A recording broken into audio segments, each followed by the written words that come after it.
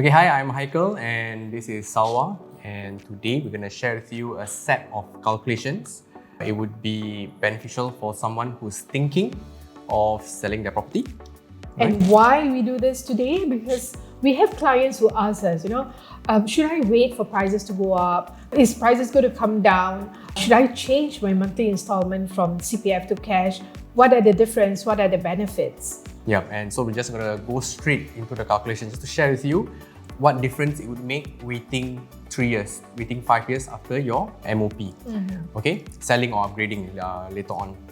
Okay, because most people would upgrade on the 5th year, right? So this set of examples what we're going to be sharing with you would be based on someone who bought a 4-room BTO flat. Yep. 5 years, 6 years, 7 years ago. And on average, they would be buying it for around 310,000. Yes. Okay, it's the average price.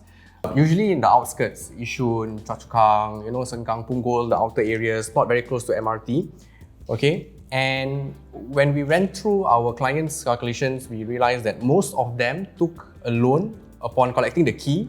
They took a loan from HDB around 180, 190, 210, 220,000 to collect the keys because they only had like 100 plus thousand combined income, combined CPF plus grants and all that.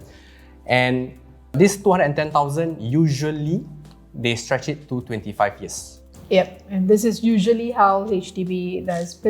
For first timers, usually they are first timers, and they want to minimize the monthly installment. So usually we will stretch our loan all the way until 25 years. Yeah, so this guy, he would be paying around $952 per month. All right.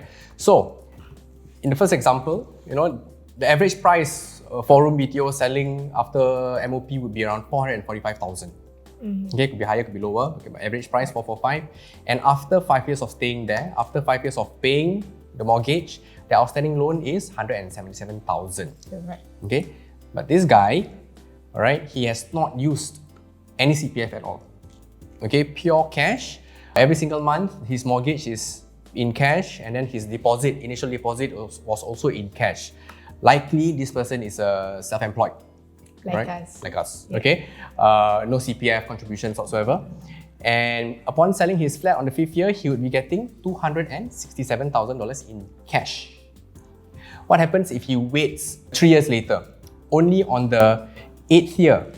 Only on the 8th year then he sells, this time for the same price. What changes would be his outstanding HDB loan. Correct. His outstanding mortgage has dropped by 20,000, okay? And then easily he gets an extra 20,000 in cash upon selling the flat because that's all he has to pay off, his loan balance. Okay? What if he continues waiting for something to happen, okay? And he sells it on the 10th year. So okay? How much cash is he going to get? $303,000. Assuming nothing has changed, he still continue paying in cash, all right? That means his outstanding loan has dropped.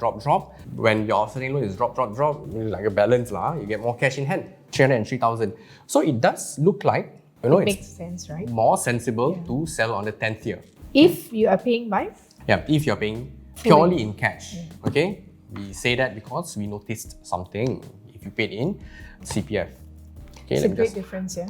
So what happens if you have been using your CPF to pay for your mortgage? Like most Singaporeans who have CPF funds, we would rather be using our CPF funds to pay our mortgage, right? Yep. Rather than using cash. Yeah, you go to work, you get paid in cash, you also have CPF component and you can use your CPF to pay for your house, right? Yeah. So, example on, again, this is the average calculations that we get from our clients.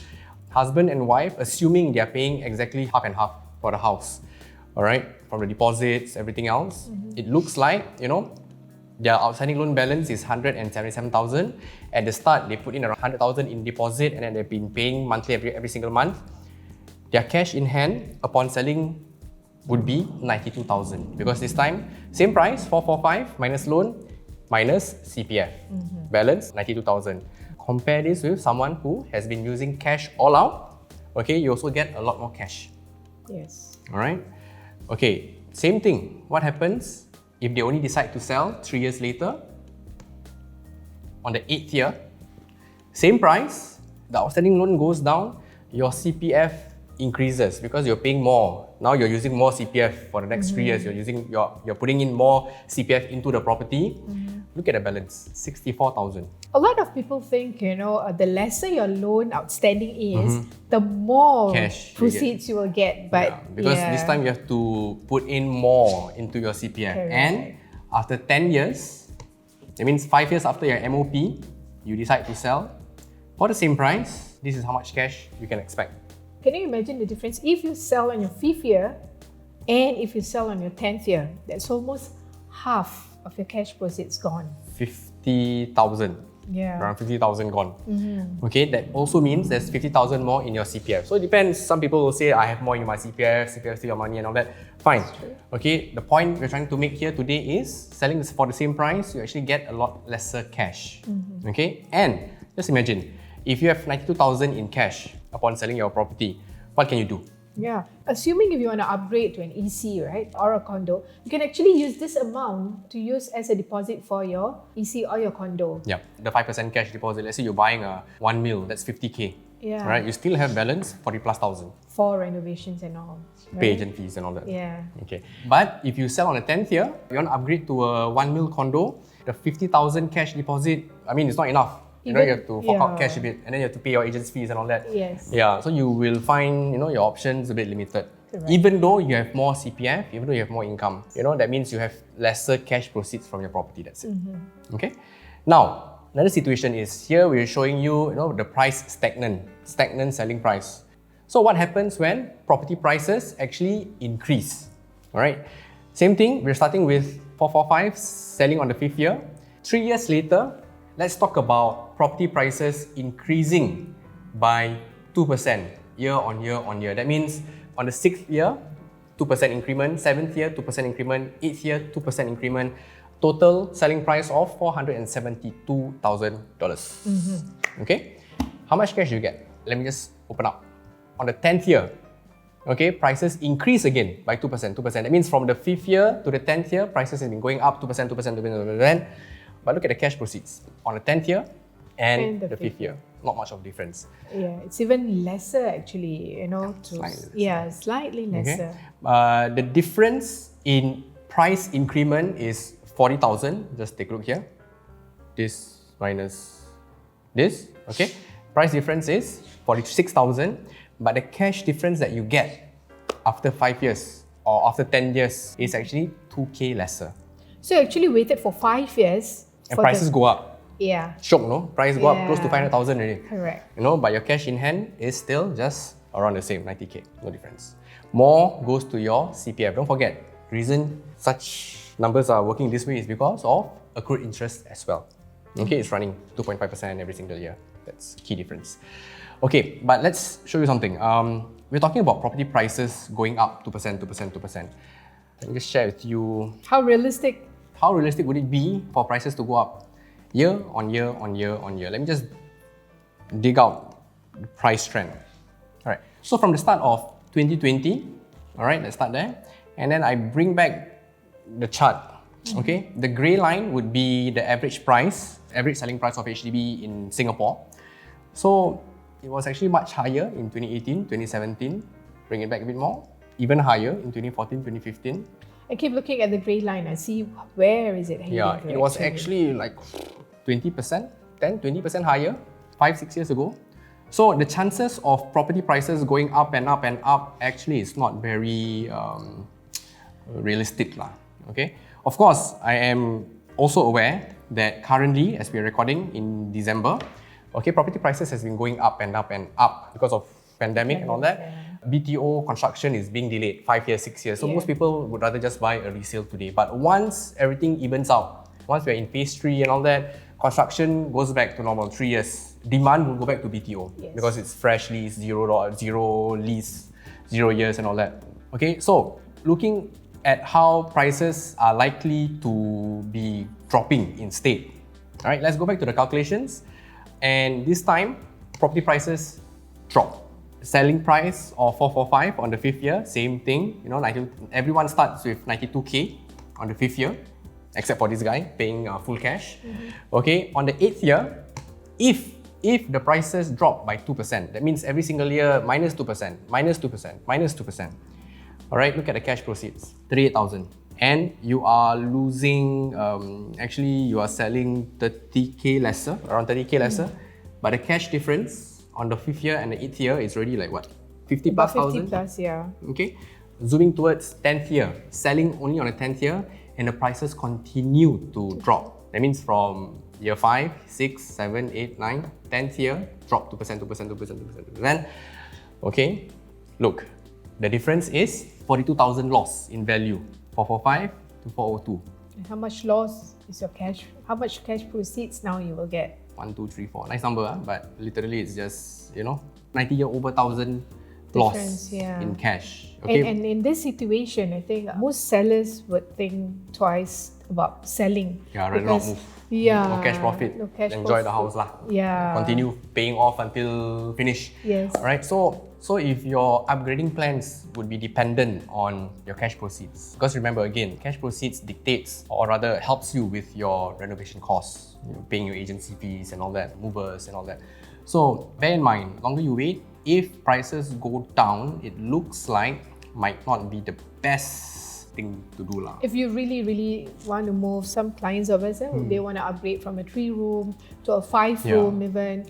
So yeah, they will need this cash to upgrade actually. Yeah. So someone else actually asked, what if on the 5th year, right, they meet an agent and then they realize that, okay, they're not ready to upgrade yet, okay, but they decide to stop paying in CPF. Yep. They start to switch, paying their mortgage in cash instead. Yes. Okay, look at this.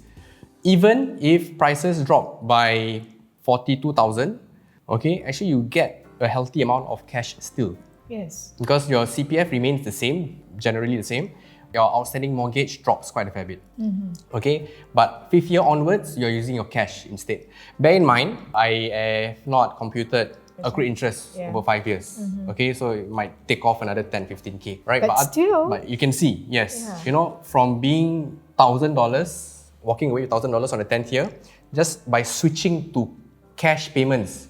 That means you're putting cash into the house and only you get to take it back. See it as a piggy bank. yes. Okay?